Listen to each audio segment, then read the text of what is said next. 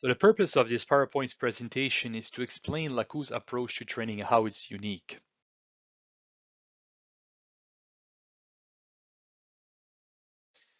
Of course, in a traditional vocational school, there's a lot of emphasis at the beginning on learning and learning theory, and then we put into practice what was learned. And then at the end of the 1 year or 2 year program, they get a chance to apply an internship of 2 weeks, 4 weeks, 6 weeks. It all depends of the program. So when it comes to the learning part, there's content or learning outcomes that are determined by expert in a discipline in collaboration or guided by the government. And they're delivered by content specialists, teachers with experience in the field. Then in that program, in those courses, we try to put a bit of practice in it, so to reinforce what was learned. So on site, that is in a physical location in a building in a vocational school, on site simulated exercises to reinforce content that was taught. And that helps to determine acquisition of knowledge, either by the teacher or by the student himself. And after the program is done, of course, there's a specific time for internship, and those are off-site experiences to reinforce content and validate what was taught. And we hope that there was a good transfer of knowledge from when they were at the vocational school into the internship. But Lacou's approach to education is actually inverted. So there's a project, a real project, and that is like the internship. And because of that project, students have a chance to practice. And while they're practicing, they're learning. So they're developing competence. So it's really the opposite of the traditional model in vocational school. So that's why Lacou's approach to education is quite unique, and we'll explain that further. So I've developed what we could call a 4C training model. So the 4Cs are company, context, content, and coach or coaching. So the company, for instance, in Lacou's case, it's IGSA. They get a contract to do a commercial project in the community. So it starts by the contract or the company that gets a contract. So the context of learning, the learning context and outcome will be determined by the scope of the project. So there are many different types of project. It could be a simple wall, or it could be a school, warehouse, and in that, depending on the contract, it could be a lot of cement, blocks, or steel. So the learning context is really determined by the scope of the project, what type of project it is, and that's what the students will learn. So the context is then broken down into content that needs to be taught, teacher's perspective, and understood by the learner's perspective, of course, in order to complete the project. So the coach, which is a coach teacher, the coach makes the liaison between the context and the content by acting as a facilitator. The coach plays the role of a teacher foreman, and we'll explain that more in depth later on. So then what are the benefits of the 4C model? Well, there's better integration of knowledge because they're learning by doing, and we now all know that when we learn by doing, uh, what we learn is really solidified in our minds. Quicker workforce readiness, employability, because actually when they're working on that project, they are considered as employees already. They're already in the workforce as they start the program. It's like if they're in the workforce, it's not like you're taught, you're evaluated, you do your internship, and then you hope that you'll find a job. No, it's almost like reverse, really. You start with a job, and then it goes on like that. You learn. And at the end of their program, well, they've already have some experience on the field. And it's also a modular approach, so our hope is it to be more modular. It's not at the moment, but eventually the learner can learn at their preferred pace. So some people could go a bit faster than others, but at the moment it's not like that, but we'd like to see it in the future. So I call that learn and earn. So participants have an opportunity to earn while they learn. It reduces the skill gap. So there's a misalignment between education and employers' need in one of the main reasons behind this skill gap. So what the education system and what the employers are really looking for, oftentimes in many areas, many countries, there's a skill gap there between the two. So adaptability, and because that model is really dependent on the contract, so it's project dependent. And of course, it encourages self-learning. And when you've encouraged self-learning for 1, 2, 3 years, then the transfer of knowledge into real world is easier. And when they do end their certificate, then when they go into the workforce like full time, the transfer of knowledge will be smooth or smoother than a typical or traditional vocational school model. The 4C training model objective. So the 4C training model looks to promote socioeconomic development and employment opportunities to reduce poverty, to promote sustainable development, and change the TVET system, so that's technical vocational education and training, upgrade training materials, and provide post-graduation work opportunities for participants, enter new markets, and have a pool of skilled workers in these markets.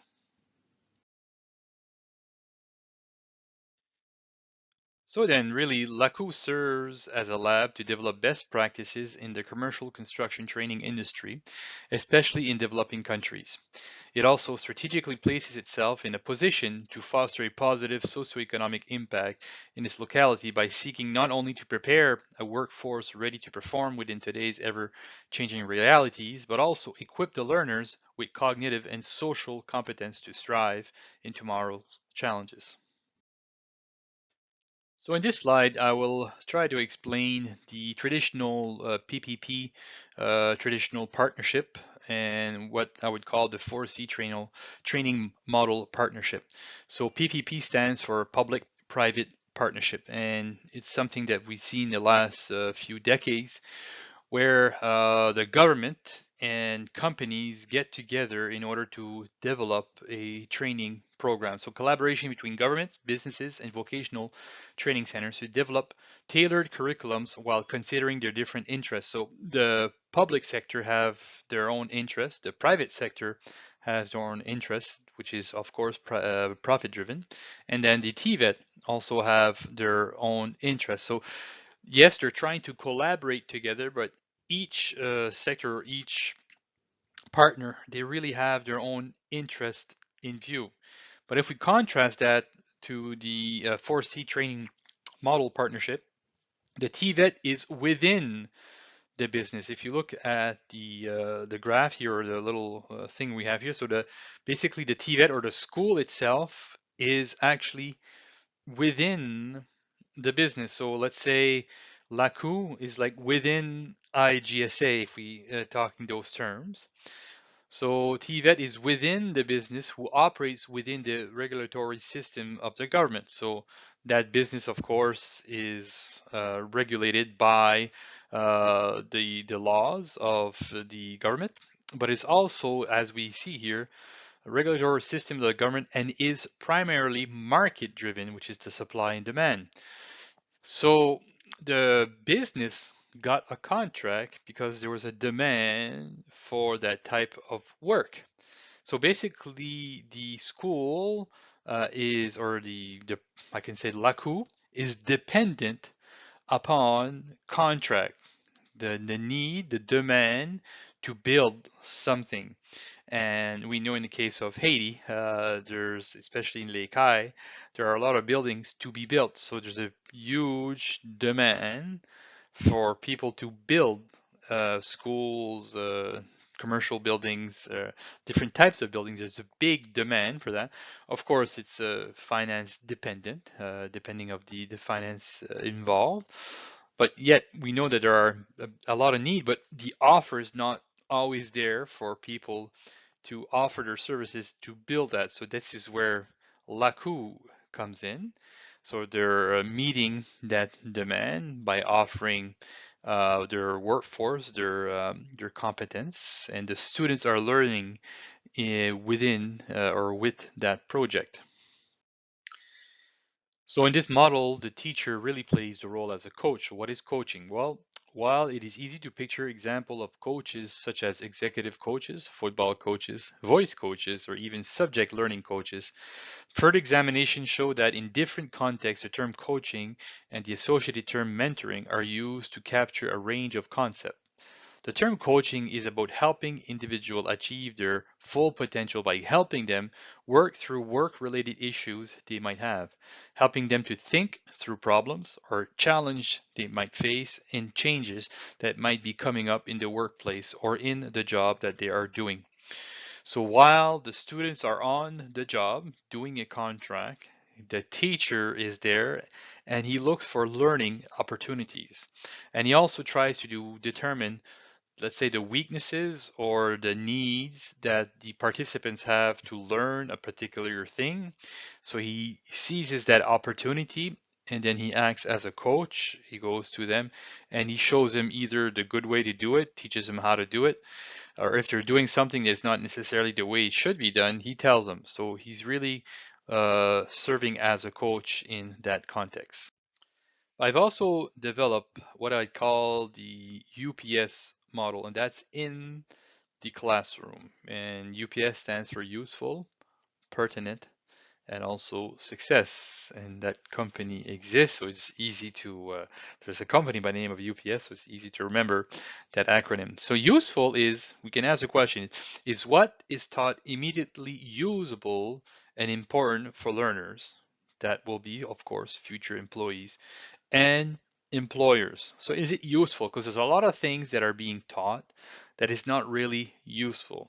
So if it's not useful, you don't teach it. You just skip it. You don't look at it. So a lot of programs are built, curriculums are built, and there's content in it, and we ask ourselves, is that really useful to learn?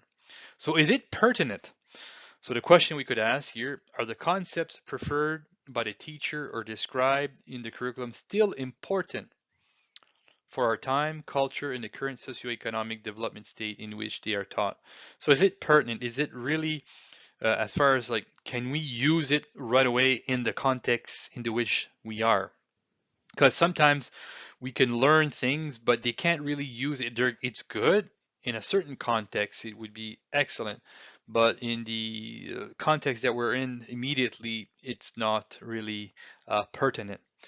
And also, when it comes to success, the question that we can ask, will their new skills give them a competitive edge in the job market? So when the curriculum is designed, UPS has to be kept in mind. When the teacher is preparing his class, his course, UPS has to be taken in mind. So basically, you look at the curriculum and then you ask yourself, is it UPS? You look at what you are teaching or what is going to be taught, and you put it against the UPS by asking these questions, and you kind of wonder, okay, well, this is not really useful, that's not pertinent, this will not really help them get a competitive edge. So if that's the case, if we can say no, it's not useful, pertinent, or it won't bring them more success, then we take it out and we try to determine what should be in instead. Now, this is what has been called the learning pyramid, which I found very interesting. So, a lot of vocational schools, sadly, all they're doing is lecturing. And I've said before, you cannot teach a carpenter on a blackboard only, or a mason. You can't just use the blackboard. And sadly, a good portion of what is being taught by lecturing.